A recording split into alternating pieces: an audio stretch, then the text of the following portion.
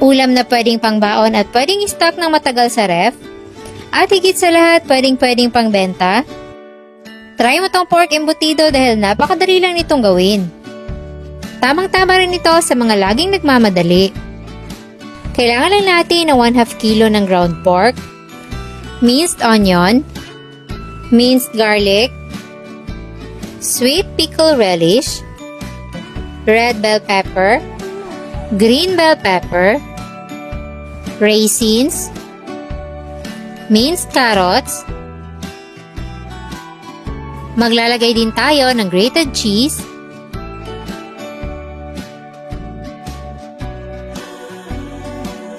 then titimplahan natin to ng 1 teaspoon ng asin, black pepper, at all-in-one seasoning. Kahit anong klase ay pwede nyo gamitin. Tapos hahaluin lang muna natin to. Maglalagay din tayo ng 2 itlog. Ito yung magsisilbing binder or hahawak ng ating mga ingredients para hindi siya maghiwa-hiwalay. Maglalagay din tayo dyan ng 1/3 cup ng breadcrumbs. Then, hahaluin na natin yung mabuti hanggang sa maging well combined ang lahat ng mga ingredients. Kapag napansin nyo na medyo moist pa yung ating mixture, magdagdag lang kayo ng more breadcrumbs. Kailangan sakto lang yung ating consistency para in shape pa rin siya mamaya pagkatapos ma-steam.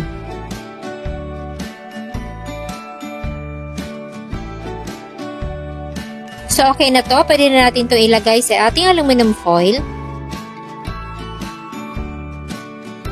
Magpo-form lang tayo dito ng hugis rectangle.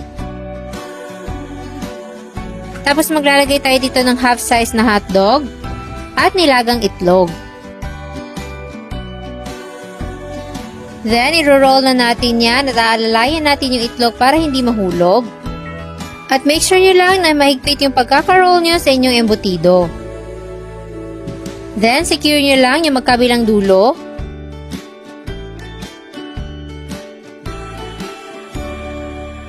Then, pwede na natin itong ilagay sa steamer. Nakagawa pala tayo ng 6 na roll ng embutido sa ating 1/2 kilo ng ground pork, pero 3 lang muna yung niluto ko. Isa-stack ko lang muna sa ref yung iba dahil magtatagal pa ito doon ng mga 3 months.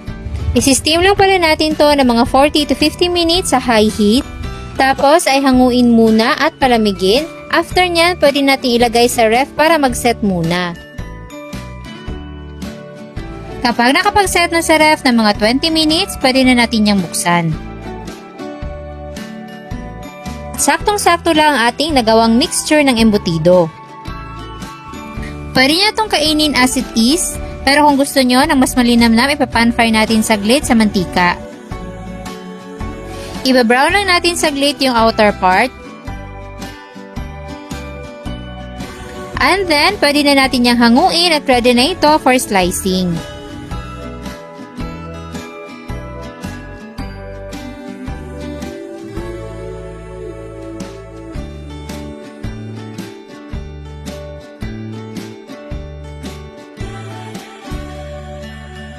At ayan, ready na ang ating napakasarap at napakakulay na pork embutido. Siguradong matutuwa ang mga kids at si Mr. kapag ito yung pinaulam mo sa kanila.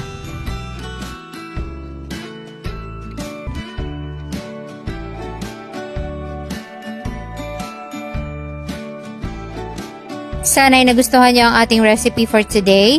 Enjoy!